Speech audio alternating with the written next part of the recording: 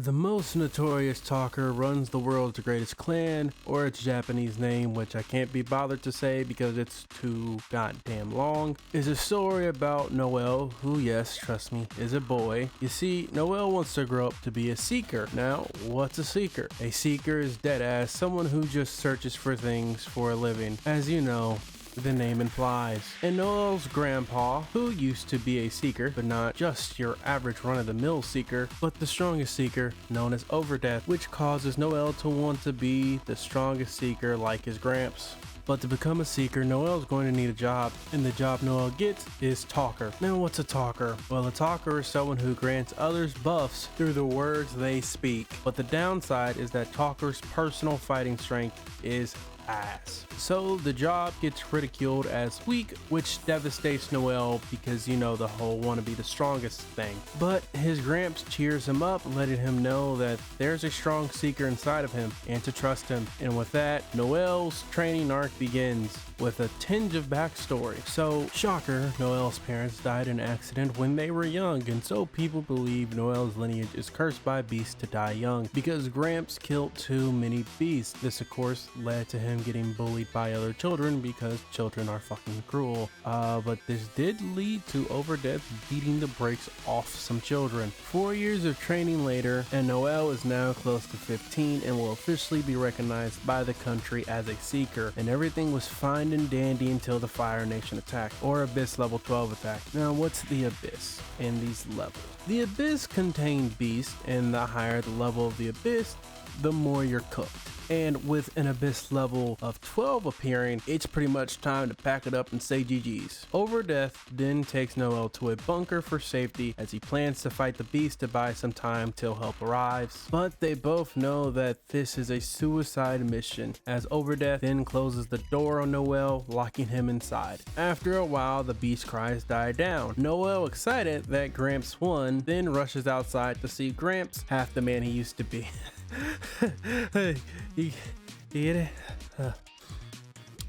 And with his dying breaths, Gramps asks Noel, is he sure he wants to become a seeker like this senile old fool? Noel responds, yep, he'll become a seeker. Then with his dying breath, Gramps tells Noel that he always will love him. 2 years have passed and Noel is now in the capital of Wernant Empire, Latoria. However, even though Noel is older, the downside is that he somehow looks even more like his mother, so people often think he's a woman, but the reason he's here is to become the strongest. But to become someone who never loses no matter who the opponent is simply impossible. So the way Noel will become the strongest is to gather the strongest allies and become their leader. Since aiming to be the strongest individually is a mistake, since mankind's greatest strength comes from solidarity, and Noel's current solidarity comes from Lloyd, a swordsman, Walter, a warrior, and Tanya, a healer. And these four make up Blue Beyond. And the job for Blue Beyond today is to subjugate a lesser vampire. But do not be mistaken, as Noel's not the leader right now, since he's the youngest in the group, so he has the lowest standing right now. But it's time to go fight a lesser vampire. Even though Noel is not the leader, he still gives out commands and information to the group since he is a talker after all.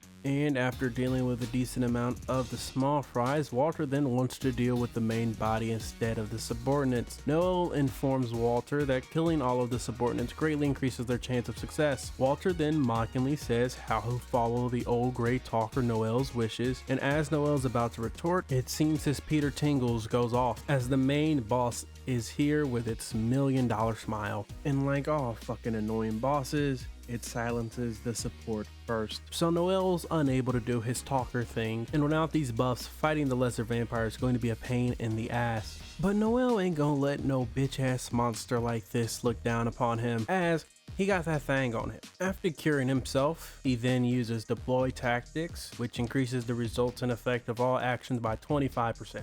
Noel then proceeds to give his party the optimal commands while buffing them as well, but while their hands are full with the main body, turns out that some lesser vampires were hidden inside. Noel then tells the others to handle his lightweight, because as long as everything goes according to his calculations, he'll only need 18 seconds to deal with the fodder. He first uses Stun Howl, which surprisingly stuns the enemy. Who could have seen it coming? And with 2 bullets left in the Desi, he kills one, but there's still one left, and he only has 3 seconds left. He then fires his last bullet to distract the main body, and using his skill Assault Command, Lloyd and Walter kill the main body, causing the subordinates to stop moving. But even Noel's perfect calculations are still going to involve risk and close calls, along with the bonus of giving teammates heart attacks. But with that, this battle's over. Now it's the after party of a successful hunt, as they managed to earn 5 million fil, which brings some resentment from the veterans, but that's not the problem. The problem is that Walter's drunk and upset that Noel tried to get them an extra 500,000 because Noel's greediness will affect Blue Beyond's reputation. But like a dumbass, Walter decides to start arguing with someone whose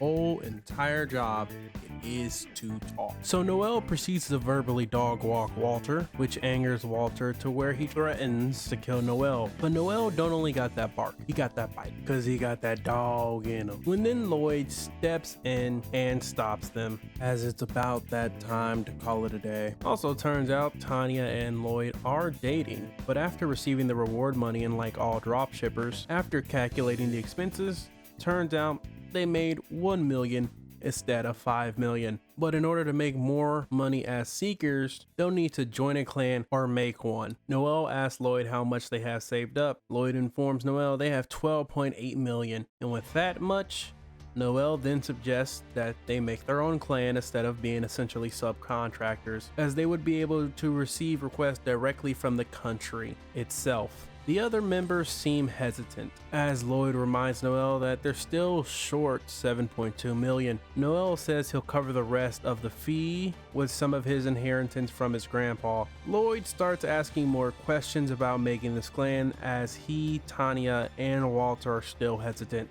Noel then states that the sooner they do this, the better, because as long as they're clanless, they'll always be considered beginners. Noel then explains some more benefits they'll get, such as since Seekers are idol-like existences, and with them being young and attractive, this will make them more famous and rich.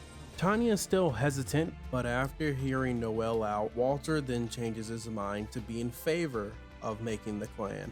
But like an indecisive girlfriend, Lloyd's still hesitant about it. But Noel's not compromising on this, cause if they don't make this clan, he'll quit the party, since his dream is to surpass his grandpa over death, and he'll need a clan to do it. Upon hearing about Noel's dream, Lloyd then agrees to make the clan, and with that, the vote is now 3-1 in favor of making the clan. Or so Noel thought, until the next day Walter barges into Noel's room and informs him that, like Sam Bankman-Fried, Lloyd and Tanya have run off with the money, and like the FBI, Noel's going to make sure that Lloyd and Tanya will forever regret this decision. And that was the most notorious talker runs the world's greatest clan. Well, at least the first 4 chapters. Anyway, I do hope you've enjoyed this video. As you notice, I sound different than the usual ones, the energy level, and that's because I'm not at 100%. I'm not exactly feeling the greatest.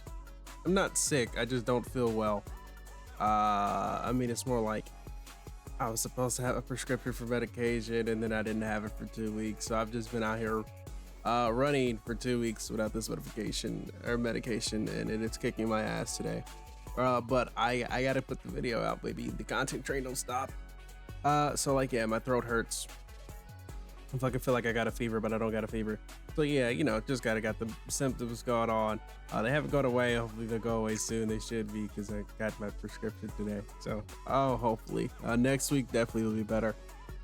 But I do hope you check out this manga. I think it's quite good. It's been out for, at this point, it came out in 2000. So yeah, it's been 3 years.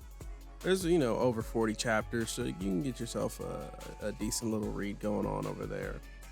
But other than that, I don't got nothing else, because I don't want to really talk too long. It hurts my throat. I'm gone. Peace.